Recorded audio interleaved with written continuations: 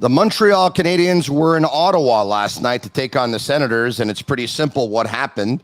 I mean, the Canadiens dominated 48-26 in terms of shots on goal and in terms of scoring chances, I guess, but they were out-goalied. The goalie on the other side was better than their goalie. What to do with Carey Price, who just can't seem to stop a puck? The Canadiens gave up 5 in the second, have now lost 8 in a row. The only good news on the night? The Montreal Canadiens are last overall in the National Hockey League, giving them the best chance at the first pick overall in the 2022 NHL entry draft. Promises to be a very emotional night tonight at the Bell Center when the Canadiens host their arch rival, the Boston Bruins. And the Canadiens will pay tribute to the late Guy Lafleur before the game. It's Brunchin with Marinaro. Stu Cowan and I will talk about it. It's coming up right now on the Sick Podcast. Turn up your volume.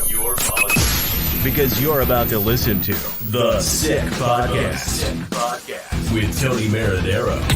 The sickest Montreal Canadiens podcast. And now a 24th Stanley Cup banner will hang from the rafters of the famous Forum in Montreal. The Canadiens win the Stanley Cup. Sports entertainment like no other. Brought to you by 8.6 Beer. Intense by nature. It is Sunday morning, April 24th, an earlier time than usual. We usually go at around 11:30 a.m. Brunchin with Marinaro, but we are very flexible with that time, so we'll be changing it up every now and then. To be totally honest and transparent with you, all depending on my schedule. So I have some place that I need to get to, which I'll talk about in just a second. I'll bring in from the Montreal Gazette, Stu Cowan. Good morning. Good morning, Tony.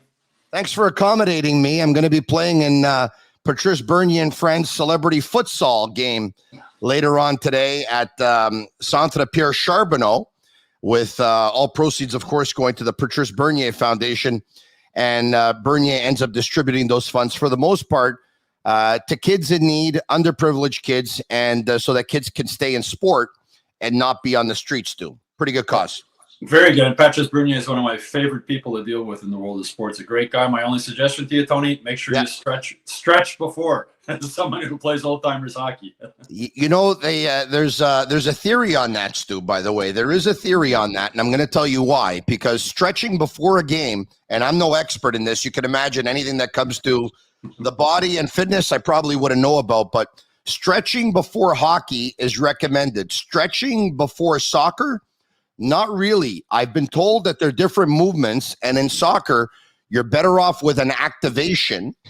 So in terms of basically moving your legs and training slowly than you are an actual stretch. So in soccer, the stretch is more recommended at the end of the game, to tell you the truth, more so than the beginning of the game. Anyway, long story short, unless somebody puts the ball on the line for me to tap it in an empty net, I'm not going to score, Stu. So whether I stretch or don't stretch, but I guess you're looking out for my health, which I appreciate. Stu, we're a couple of days after Guy Lafleur's passing. You've heard and seen all the tributes by now. I know you wrote a couple of lovely stories in the Montreal Gazette, and I urge people to go out and read some of those stories, talking with Guy's former teammates and members of the alumni.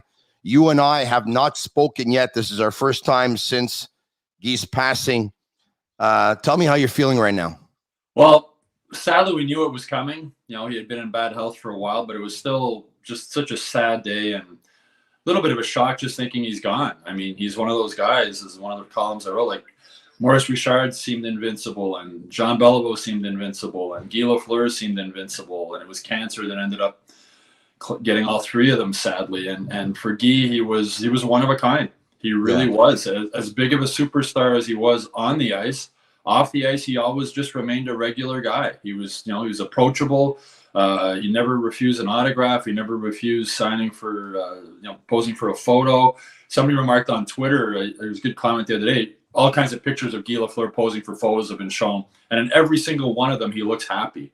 It's not like, oh my God, I have to pose for another picture. Even if he was thinking that in his head, and I'm sure there was times he was always happy face and just happy. And that's part of the reason why the public loved him so much. And similar with Jean Beliveau, after both of them passed away, there was as many stories about what they did off the ice, if not more, than there were stories about what they did on the ice. So sad day for not only Canadiens fans and Montreal and Quebec, but the whole hockey world.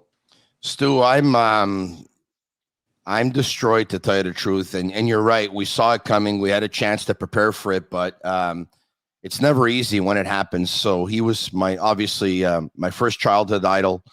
I was born in 1972. I was 6.5 years old. My first hockey memory, believe it or not, and I swear to you on this one, was Lafleur scoring versus the Bruins in 1979, because my father screamed so loud that night, Canadiens fan, in obviously celebrating, so excited. He screamed so loud that it's just something that marked my youth. So I remember that moment like it was yesterday.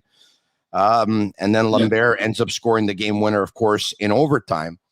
And he was my first sports idol. And I had a poster of him in the locker room without his jersey, but he was tying his skates. I had it taped up to my door. And I've been pretty emotional over the past couple of days. Believe me when I tell you this, I had friends and family come to visit me yesterday because my wife told them, I says, Tony's a mess. He can't stop crying. And they came over and I said to them, I said, you got to understand something, that Guy Lafleur made me fall in love with the Montreal Canadiens.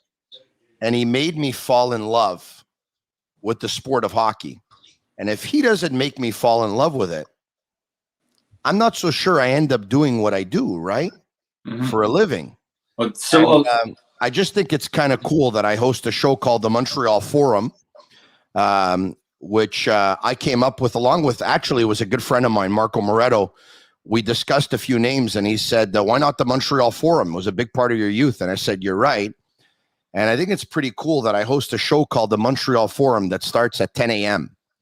On TSN 690. So anyway, I think it was kind of like written in the stars. But Chantal McAbee had a similar story, right? Yeah. Chantal said she got into broadcasting because of Guy Lafleur. She was a huge fan as a young girl. So I think she had 52 Guy Lafleur autographs. She used to wait for him outside the players' entrance at the old Forum to get an autograph. And our first sports heroes are so special to all of us. And for me, might be surprised. No, my first sports hero was Rusty Staub.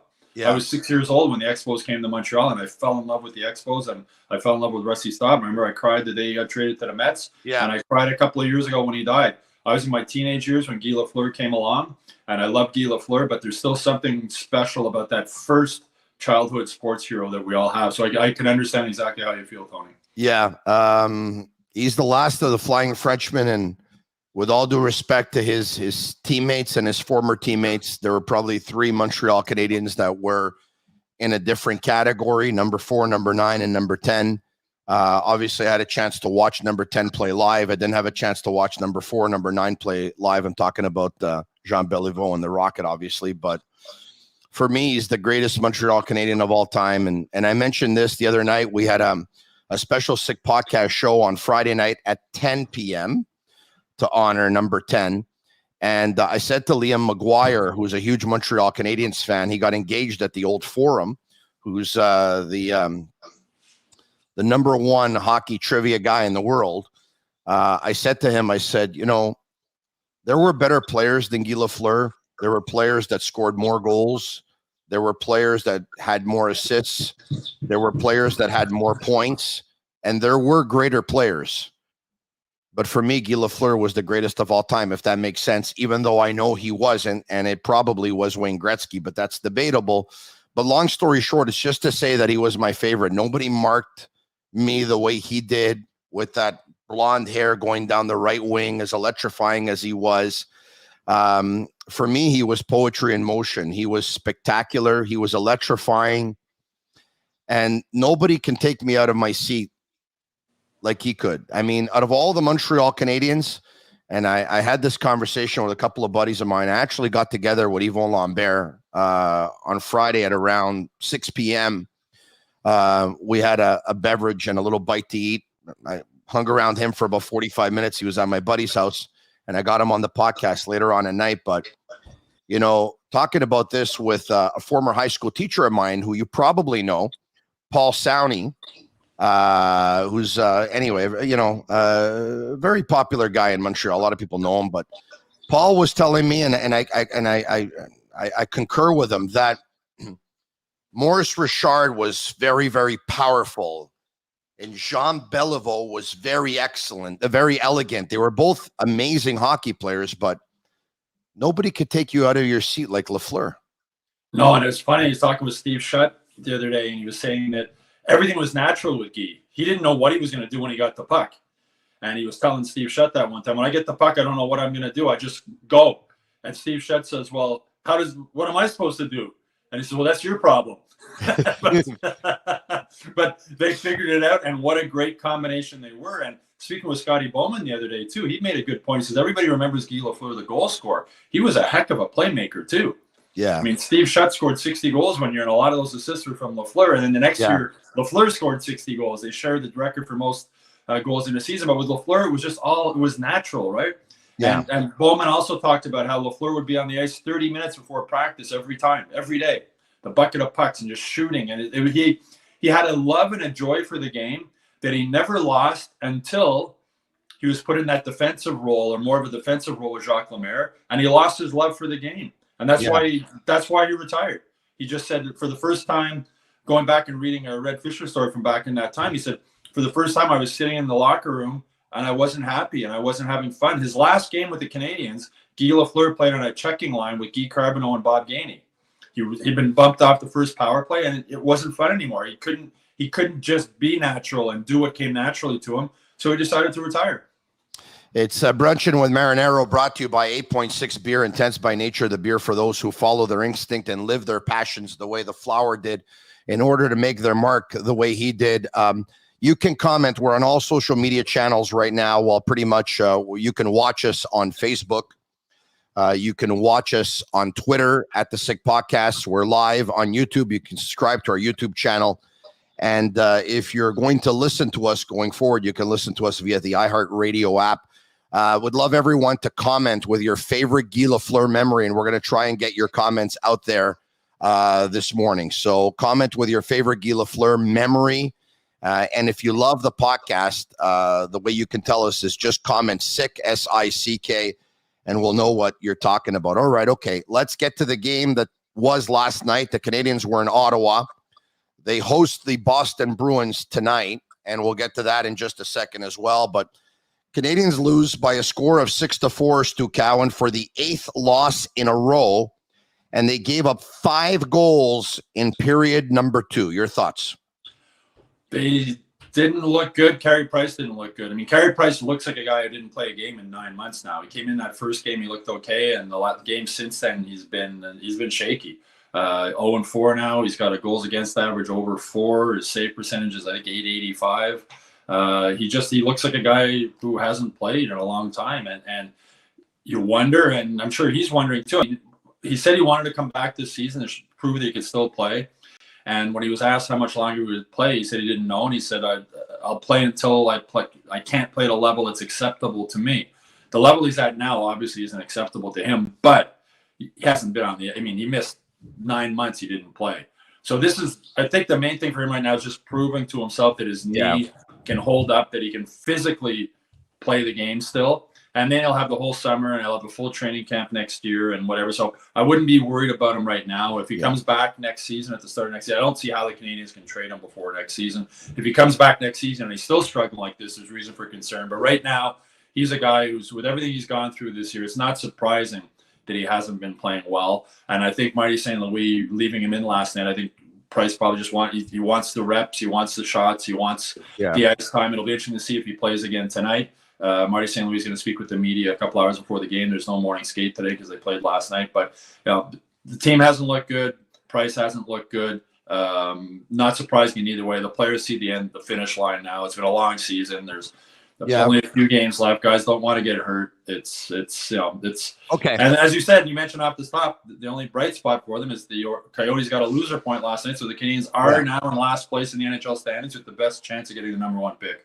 All right. Okay. So I have a little bit of a different take on this one this morning. And I'm going to preface it by saying I'm not a mean person. All right. Because I can say anything I want about any Montreal Canadien. No one will say nothing.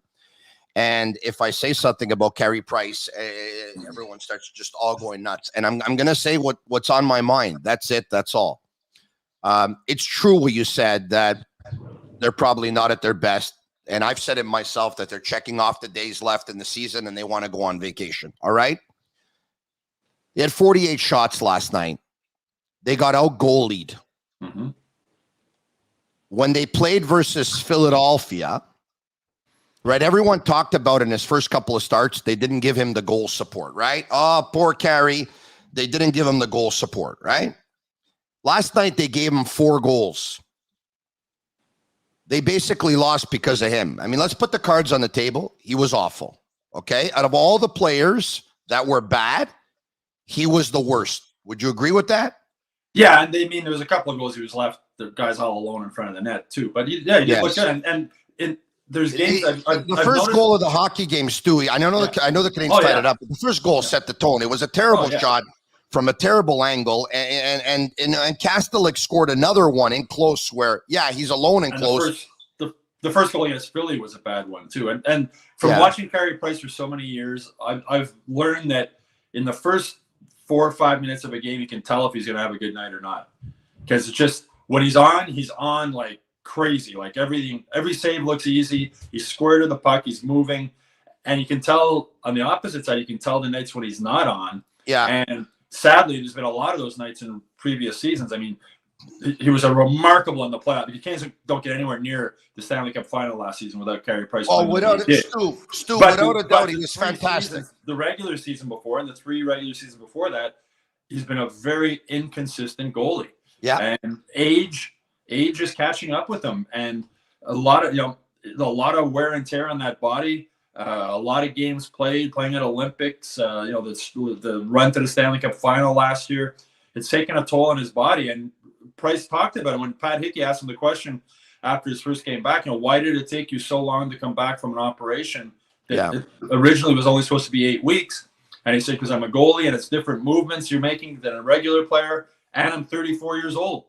And he said his knee was swelling up. So age, there's no doubt that age is catching up with him. He's not the goalie he was. It certainly doesn't look like he can become that goalie again, not for an extended period. He can for a hot stretch like he did in the playoffs. But moving forward, it's going to be interesting to see what happens, because I don't think they can trade that contract, even if the Canadiens are willing to eat a big chunk of it.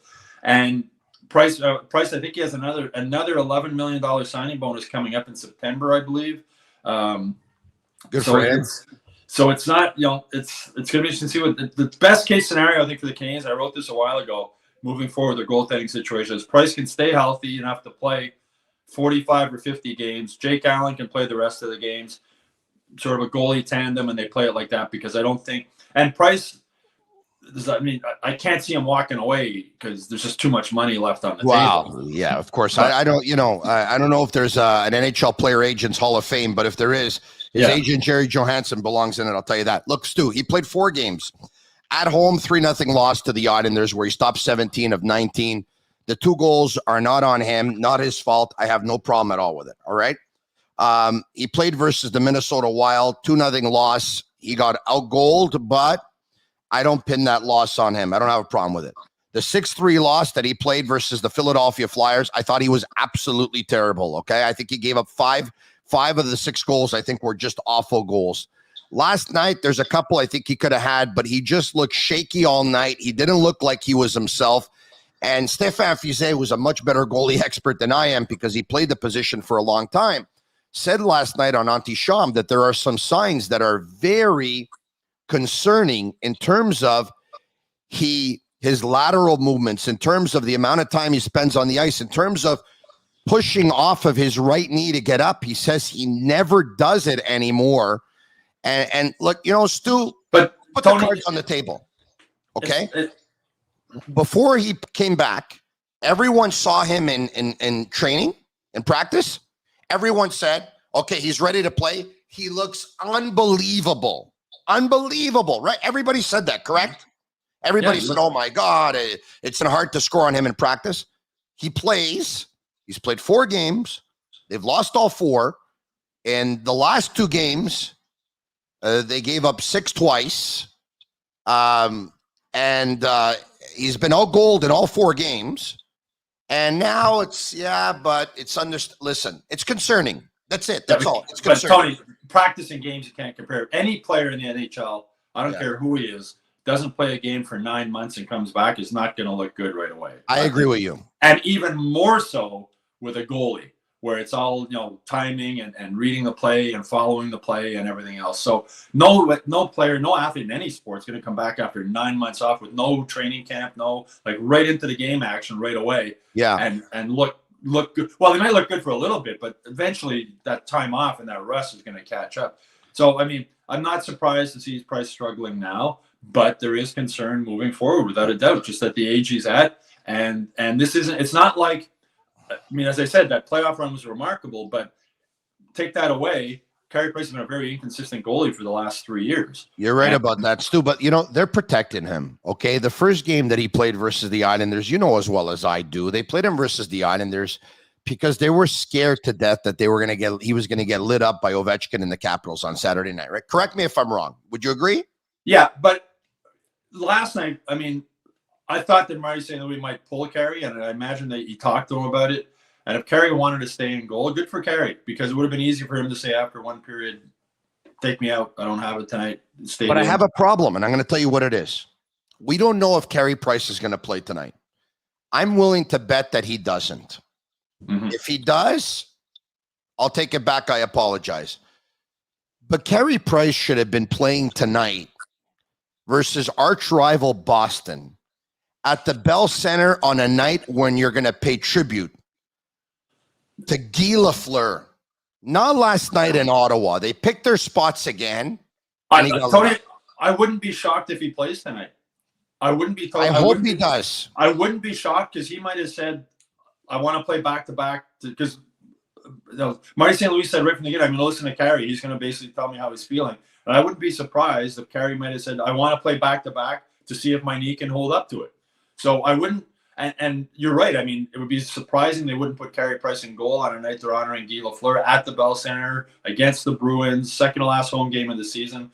We'll see what happens, but I wouldn't be shocked if Carey Price plays again tonight. I hope he plays tonight. I hope he plays great tonight.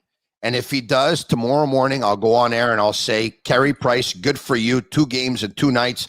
You wanted to play at home versus the Bruins on a night where they paid tribute to Guy Lafleur, and you were absolutely fantastic, and you rebounded from a shaky performance the night before and a terrible performance a couple of nights before that, and that's awesome. And you know what? I'll give him all the props in the world. All right. The other thing, Tony, just to interrupt for 1 second. Sure. Price is he's enjoying playing in front of his kids.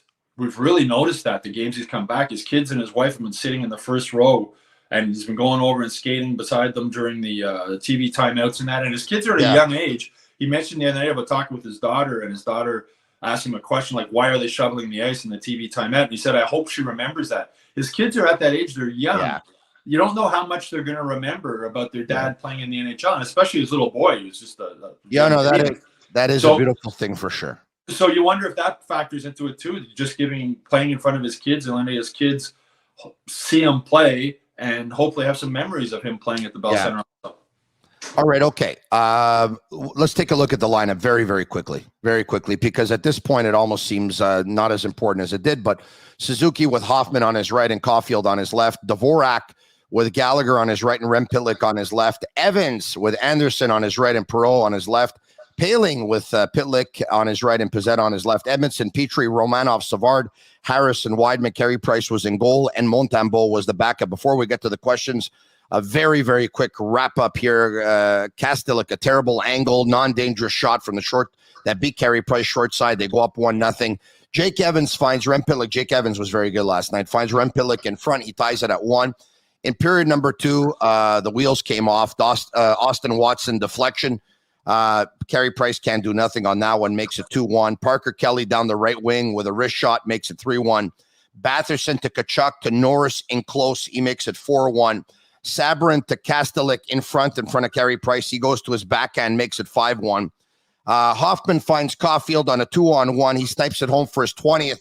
I had 20, by the way, predicted it on this podcast probably about 3 or 4 weeks ago. Predicted 15 and then predicted 20. Evans to Edmondson with a rocket. He makes it 5-3. And then Mike Hoffman with a turnover. Formanton on the penalty kill. He destroys Jeff Petrie in a foot race. He goes on a breakaway. He beats Carey Price 6-3. They go to period number 3. Gallagher shot a rebound there for Rem Pitlick. The Canadiens outshoot Ottawa 48-26, but they lose by a score of 6-4. And once again, they're now last overall because the Coyotes lost in overtime to the St. Louis Blues. The Canadiens host the Boston Bruins tonight at the Bell Center. Let's get to your questions. Terry Obey, Tony and Stu love the show. Why does it seem that players of the modern era don't seem to have the passion for playing with the Habs as legends of yesteryear did before? Richard, Beliveau, Lafleur had the CH running through their blood, but Anglophone players had just as much, Dryden and Shutt and Knuckles, to name a few. Stu? Well, the Canadiens were a dynasty back then. Big difference to that team then and now. The Canadiens are one of 32 teams in the NHL, and for a younger generation of fans or players growing up, Canadiens haven't been good for a long time. So it's it's not the same. It's not the same franchise that it was. The one known for the 24 Stanley Cup. 24 Stanley Cups. The last one was in 1993. A lot of players in the Canadiens weren't born at that time. Yeah, and I would say salaries have gone way up. A lot of players make more money than the coach. A lot of players make more money than the general manager. Back in the day, it was the GM that had the power. It was the coach that had the power.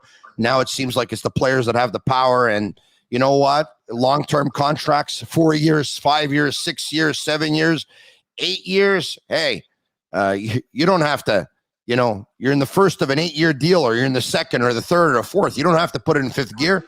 You can start putting in fifth gear in year 6, 7, and 8, and you'll probably get yourself another 5 or 6 year contract.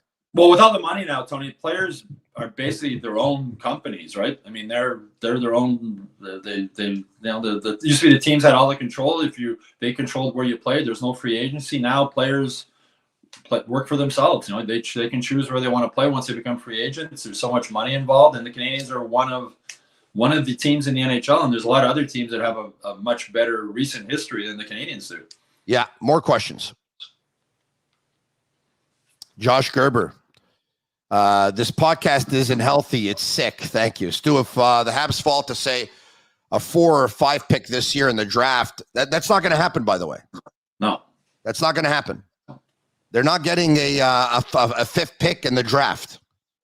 It's based on where they are. We already know where they're going to finish.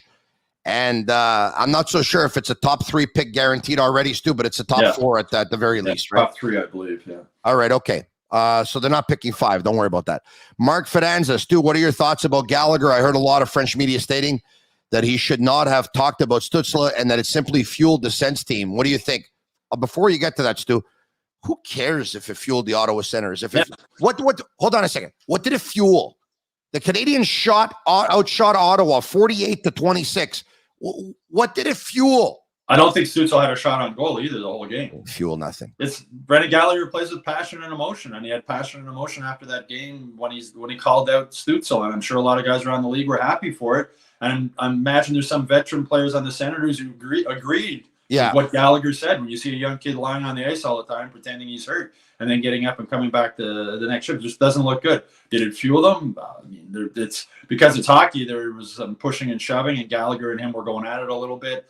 But did it fuel them? As you say, I mean, the Canadiens outshot the Senators, and Stützle didn't really do much. So, if you're a Canadiens fan at this point, you want them to lose. I don't care how much it fueled Ottawa and whatever. Well, they lost last night because they're playing without the puck is terrible, Stu. That's it. That's all. Yeah, I mean, as someone in the media, I love when Gallagher and athletes say stuff like that instead of just talking in cliches and speak honestly and openly about how they feel. And Gallagher was frustrated with what Stützle was doing and called him out on it. So good for Gallagher. More questions.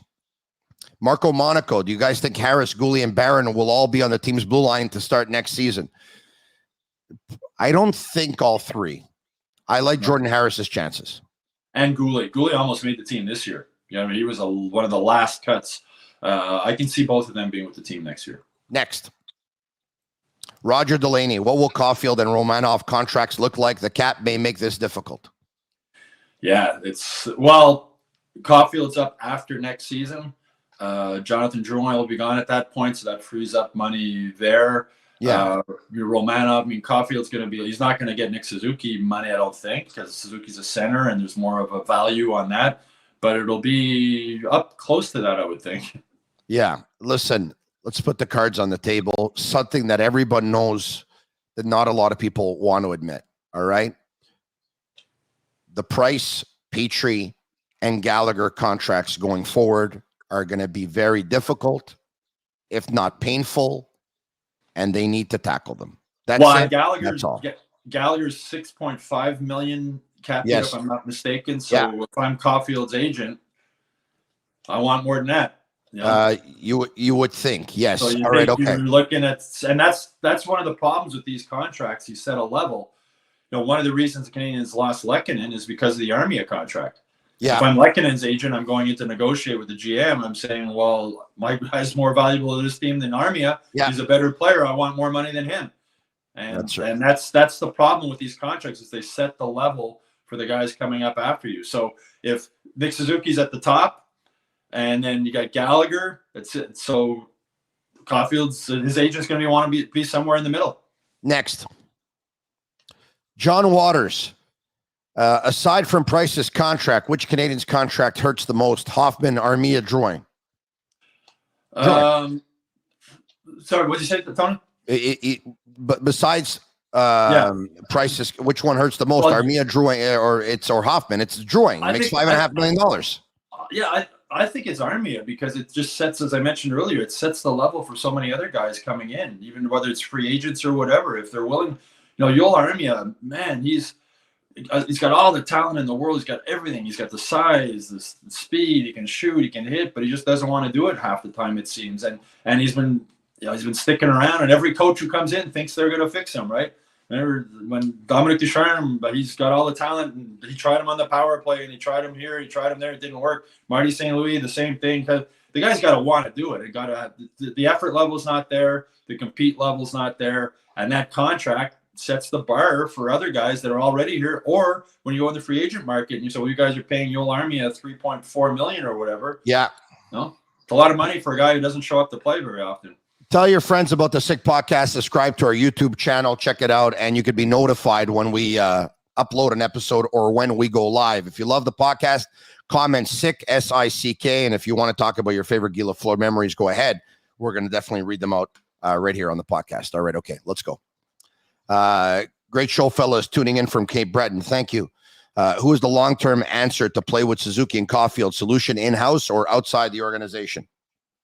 I think Marty St. Louis wants Josh Anderson to be able to fill that role. He's giving him the chances, and he's auditioning other guys also. But whoever it might be in the future could be, might not be with the team right now. It could be somebody they draft this year or somebody they acquire either as a free agent or through a trade during the offseason.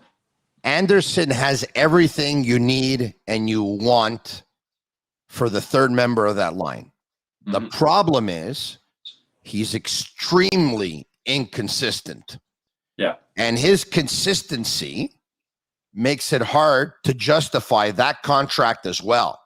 Now, you can say that based on the way he plays, it's probably less important for him to pick up points than other players. But at a certain point, Stu, he hardly picks up any. I mean, he's way too inconsistent. So when he's not bringing it, the other guys are left alone. Yep. And as I said, I mean, Marty St. Louis, that's the guy that they right now that they want. It's pretty obvious just the way they've been used. They want him to be able to fill that role. And in some games, he's looked really good with those guys. And he's come to their defense when things got tough and stuff. But the consistency just hasn't been there. So I think it's not the top priority going into the offseason, but it is near the top of the list of figuring out who's going to play with Suzuki and Caulfield moving forward. All right, okay. Next. Mark Fidanza, aside from Price not having a great game, do you think the Habs will need another veteran defenseman, especially if Petrie might be traded in the summer? I would think that they're going to bring one in because of this whole thing in hockey that you need someone to mentor the young guys. I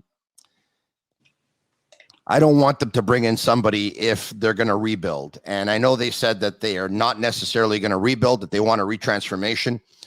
Man, I'm watching Connor Bedard do his thing, and I know there's no guarantees at him or at Michkov, but I want them to rebuild. I want to crack at one of those guys. it's not just mentoring though for a veteran defenseman, Tony. It's somebody to eat up some minutes because you don't want to playing defense in the NHL is tough. And a kid like Jordan Harris, you're not going to want him playing 22 minutes a game or 20 minutes a game next season. I hear you. And if they get rid of Petrie, I honestly think right now that Kent Hughes is at the point now, whatever the best offer he gets this summer for Jeff Petrie, he's going to take. I mean, he said he won't trade him unless it's a deal that works for both teams. But I don't think you want Jeff Petrie around here. The guy doesn't want to be here. His wife doesn't want to be here. Whatever they get for him, they're also going to free up $6.5 million in cap space moving forward, and that'll give them. They can use a portion of that to bring in a veteran defense. Yeah, let's put the cards on the table. All right. They took a look at Price. They took a look at Petrie. They took a look at Gallagher, and they said, "All right." And I don't know if they want to trade Gallagher. I would imagine that they want to trade Price, and I would imagine they want to trade Petrie, right? Based on what we know and what we've heard. They said we're going to have to play these guys to get their value up if we want to move them. And so far, the more they play, the worse they look. And their value is going lower and lower and lower every day to the point where we're asking ourselves if now they can get anything at all or if they're actually tradable. Well, if getting anything at all, again, like I said, Tony, salary cap is so big, or salary cap space is so big in the NHL today. So as I said, if they can move Petrie and get something just to free up the cap space and get rid of a guy who doesn't want to be here. Brendan Gallagher, I love the guy, gives you everything he has every shift. I'm not ready to bet against him 100% yet, just because I want to see what he's like when he comes back next season after a full summer to condition, get himself back in shape, whether it's with the Canadiens or whether it's with another team. But that contract, the Canadiens, I don't think the Canadiens want to get rid of Brendan Gallagher. They want to get rid of that contract. Yeah. If Gallagher was making $2.5 million or something, the effort level is always there. The compete level is always there. But when you're paying a guy that much money, you're expecting him to score, 25, 30 goals. And I don't know if Gallagher's not going to do that again in Montreal. He's not going to be on the top line here. Could he do it somewhere else? When you look at what Philip Deneau's done going to LA. But yeah, those three guys, that's 3 contracts. When you look at it, that's a lot of money. That's like a quarter of your team salary cap going on those 3 guys. Yeah, we're going to go back to the questions. Let's go. MJV, why is everyone in Montreal so scared to say the word rebuild? As long as you're honest with the fans, they will accept a rebuild. We need Bedard or Michkov next year. I totally agree with you, but what I think is happening is I think they're afraid they're not going to be able to sell as many tickets as they'd like to sell next year and fill up as many loges. I don't get hung up on the word, and Kent Hughes said he doesn't get hung up on the word. I think one of the reasons it's not a total rebuild is they already have a lot of young pieces here. You got Suzuki, you got Coffey, you got Romanov. A lot of teams starting a rebuild don't have those 3 guys already. So I don't get hung up on the word. Is it a rebuild, a reset? It's a rebuild, whatever you want to call it. But I mean, they already have young pieces in place that a lot of other teams that have nothing but veteran guys and no bad contracts. Canadiens have some, but so it's less of a rebuild than it would be for another team that didn't have a Suzuki and a Caulfield and a Romanov already with the team, and Goulet coming up, and Jordan Harris coming up. So there's already a lot of young pieces here, which makes it more of a reset to me than a rebuild. Stu, it's been announced that Guy Lafleur will lie in state at the Bell Center on Sunday, May 1st and Monday, May 2nd, and the service will be on Tuesday, May 3rd. So there you have it. That's just coming in. Have they said where, Tony? The service will be? The service, I'll find out in just a second here as I'm in touch with the people behind the scenes. But of course, there will be a viewing on May 1st and May 2nd at the Bell Center. As far as the service is concerned, we'll find out at Queen of the World Cathedral. Yeah, that's very similar to what they did with Jean Beliveau. Basically the same type of plan. Queen of the World Cathedral. All right. Okay. There you have it. Let's go back to your questions. Gordon says, chances of Lafreniere coming to the Habs. Have you heard anything? Stu? I'd be shocked if the Rangers wanted to get rid of him. He's 20 years old. He's got 2 years of NHL experience. But if they were looking to move him, if I was the Canadiens, I'd be all ears. If they're willing to move him, I would think that the Canadiens are really going to spend a lot of time monitoring that situation. All right. And Kent Hughes, in some of the trades he's made already, instead of taking a second round pick in trades, he's taking a guy who was a second round pick 2 years ago because they already have that advanced development. And Lafreniere was a number 1 overall pick, and he's 20, and he has 2 years of experience in the NHL. And he could be the missing piece to a line of Suzuki, Caulfield, and Lafreniere. Not so sure I put those guys together on the road when you don't have the last line change and when you can go up against big, strong players. But at home with the last line change, I would imagine those guys would fly. Well, I don't think it's going to happen, though, but imagine if it did, like a trade like that on trade day at the Bell Center, the NHL draft day, I should say, and they announce they've acquired Alexis Lafreniere and they bring up Suzuki and Caulfield on the stage with them. They blow the roof off the place. Yeah, the last time they hosted a draft and they announced that they were acquiring a player from the province of Quebec, it worked out well. I'm kidding, obviously, with all due respect to Louis LeBlanc and Alexis Lafreniere is a very, very good talent. But just to go back to Lafreniere for a second, Tony, the fact he's played 2 years in the NHL, you already have an idea of what he can do at the NHL level, right? Yes, an 18-year-old kid making a jump for any player as an 18-year-old into the NHL is not easy. It's huge. So he's already got 2 years of that experience under his belt, and you have an idea of what he can and can't do and what he needs to improve on at the NHL level. Yeah, I think it's something that might be on the table. I wouldn't rule it out. I really wouldn't. All right, back to the questions. Realistically, how much money can the team clear off the books to go after free agents? Do the math in my head here quickly. If it's Petrie, that's 6.5. If it's Gallagher and they eat half of it, that's 9. If you're looking 15 million, maybe 20 million, I'd need to have cap friendly up in front of me to do the math. Yeah. Weber's contract will be traded at some point. Yeah.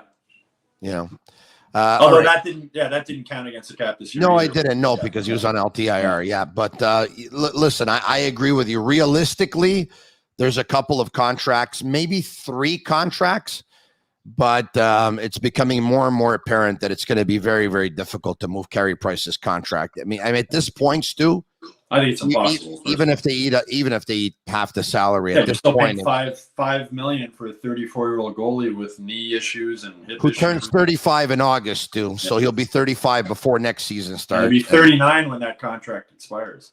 With 3 of his last 4 regular seasons being not even in the top 45 goalies in the league. Yeah. All right. Okay. Let's go back to the questions. But he was fantastic in the first 3 rounds of the playoffs last year. I will say that. Brent Stone, Tony and Stu, great show again. Why are the Habs losing every game the last 8? Are they that bad? Well, because yes, they are. A, they're bad. B, we knew it was going to catch up to Marty St. Louis, right? They traded away some players that were valuable to him, right? Toffoli was valuable to him. Sherratt was valuable to him. Lehtonen was valuable to him. Yeah. And Sherratt ate up a ton of minutes. He's another one of those players like Dano that I think Canadians fans will appreciate more after he's gone. Watching him in the playoffs this year with Florida. Florida's won 13 in a row now. Yeah. I'm not saying that's all on Ben Sherratt, but he's something that team was missing. That big veteran, big body who can eat minutes, kill penalties, take some of that pressure off the other defensemen. But the Canadiens, they're a bad team now. I mean, they are. Yeah. And as you say, Marty St. Louis lost a lot of guys at the trade deadline. The spark of a new coach is worn off. There's no doubt about that. But the key thing is they're still buying into what St. Louis is selling. To a lesser degree, Brett Kulak was valuable to Marty St. Louis and to the Canadiens as well. And so I was talking about earlier, Tony. We were talking about bringing in another veteran defenseman. Kulak and Sherratt and those guys, they ate a lot of minutes that younger guys didn't need to play. And the more you put guys into playing extra minutes, Romanov struggles if his minutes get up too high. Having said that, he's been maybe the biggest positive of this season, apart from Cole Caulfield's last stretch after the coaching change. Romanov, he's going to be a really good defenseman in this league for a long time. Yeah, Stu, we're going to cut it shorter than usual today because I got to get going to that Patrice Bernier and Friends celebrity futsal game. But why don't we do this probably 5 or 6 more minutes, okay? 5 or 6 more minutes. And we'll get to all your Lafleur greatest memories.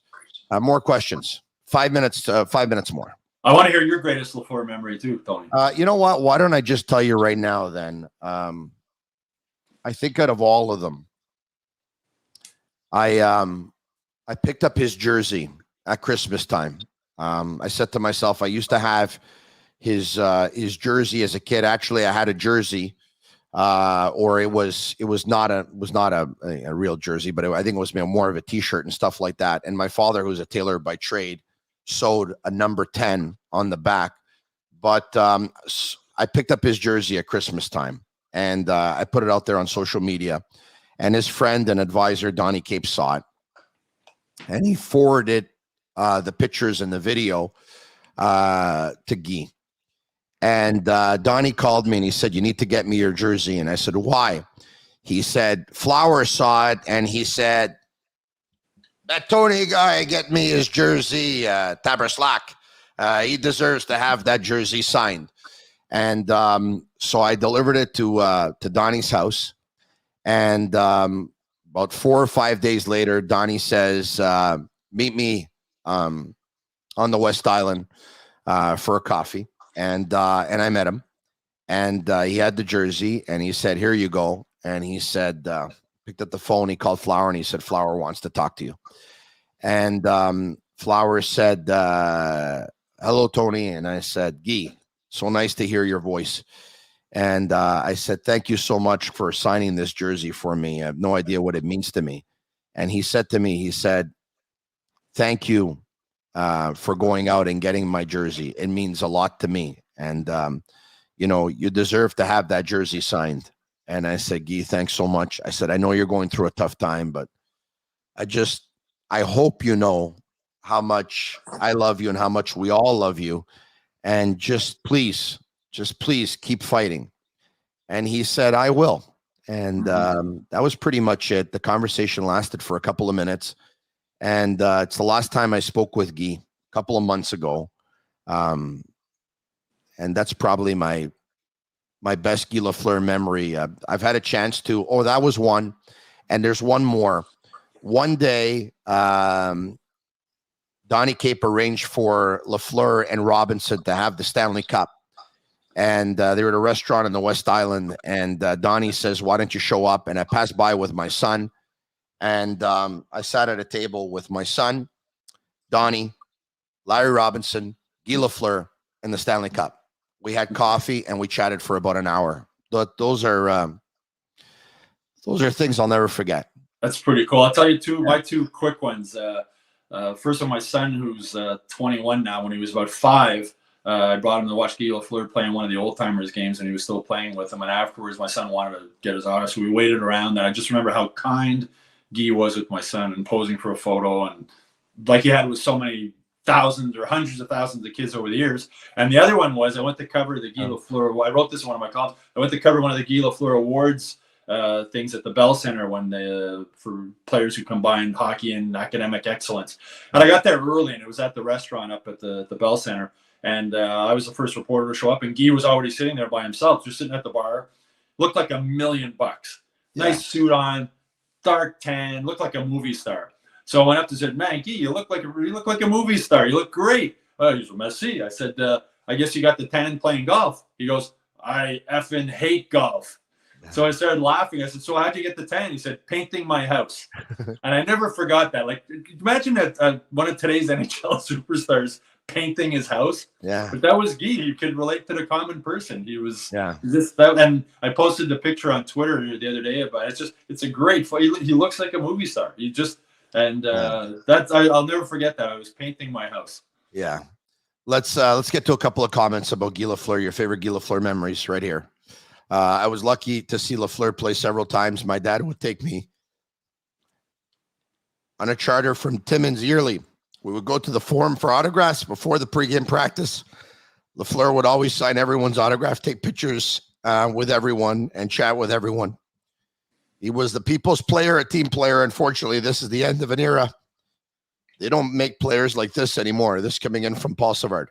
They don't make players like this. I mean, I've been fortunate enough, and you too, Tony, in our jobs to meet so many of the former Canadiens players, and they don't make them like that anymore. I mean, Yvon Cornway, I heard him on your radio show and could hardly talk. And then I watched him later that night on RDS, and he looked like a guy just been crying all day, and he had been. Yeah. They were a family then. Like we were talking about before, how today players switch teams. These guys were a family, and they were brothers, and they loved each other. And the Steve Shutt told me, he says, Guy was just an ordinary guy in the locker room. He wasn't a superstar. And he said, that's why, part of the reason why we were so good, because if Guy acted like that, we all had to act like that. Nobody could act like a superstar if Guy wasn't acting like a superstar. He was just one of the guys. And he was that way on the ice and off the ice. Let's go to more questions. Marvin, or more of your comments. It was 1972, Guy's rookie year, and my dad and I met him on the Metro after a Montreal-Detroit game. No one seemed to recognize him, but I approached him. He signed my game program, which I still have today. Others?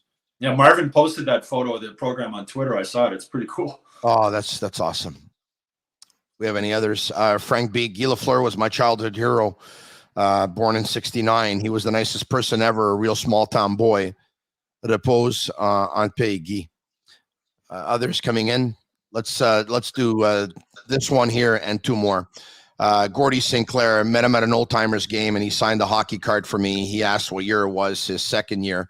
He laughed and said that wasn't yesterday. Took a pic with me and said, took a pic with me. Great man and so down to earth. Others?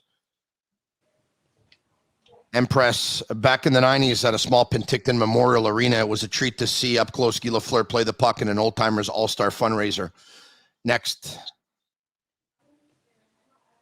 Wayne Reed, Tony, my favorite Guy Lafleur moment is similar to yours. My dad was in the living room one day and I heard him yelling and screaming with joy.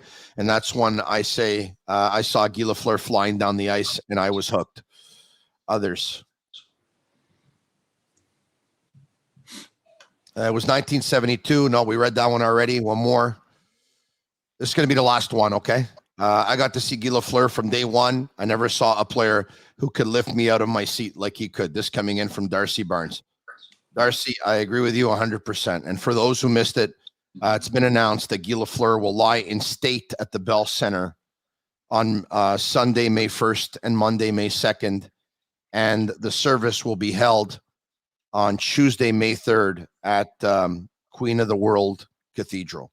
It's the Canadiens and the Bruins tonight, where the Canadiens will pay tribute to Guy Lafleur, as I'm sure only the Montreal Canadiens know how to. I mean, they're the best when it comes to that stuff. And it sounds like it's going to be another very emotional night at the Bell Center, Stu. It will be. I'm sure I'm going to be there tonight, and it'll be one of those nights we'll never forget. And you're right, nobody does that better than the Canadiens. And thinking back, I was fortunate enough to be in my teenage years when Guy was in his prime, and I think people in my age group, we took for granted just how good that team was and how good Guy was. And it was an annual event. They won the Stanley Cup, it seemed, And looking back, one of the things I just, with Guy passing, just made you realize how lucky I was to be at an age where I could appreciate him as a player in that team, and just how maybe we took it for granted, just how great they were. And it's nice to look back and realize and remember, like, just what a great hockey player he was, what a great team that was, and how great all his teammates were. And that came across Tony, your radio show the other day, talking with all those guys. It was emotional, and it was peace, Guy. Look out for another edition of the Sick Podcast, which is going to go out tomorrow because, of course, we're going to talk about that tribute that the Canadiens will pay to Guy Lafleur tonight and talk about that game versus the Boston Bruins. Thanks, everyone. Rest in peace, Guy. Thank you, Stu. Have a good Sunday. You too. And that's a wrap. Hope you don't miss us too much until next time. Follow the Sick Podcast with Tony Marinaro on YouTube, Instagram, Facebook, Google Play, and Apple Podcasts. The Sick Podcast is brought to you by 8.6, Intense by Nature.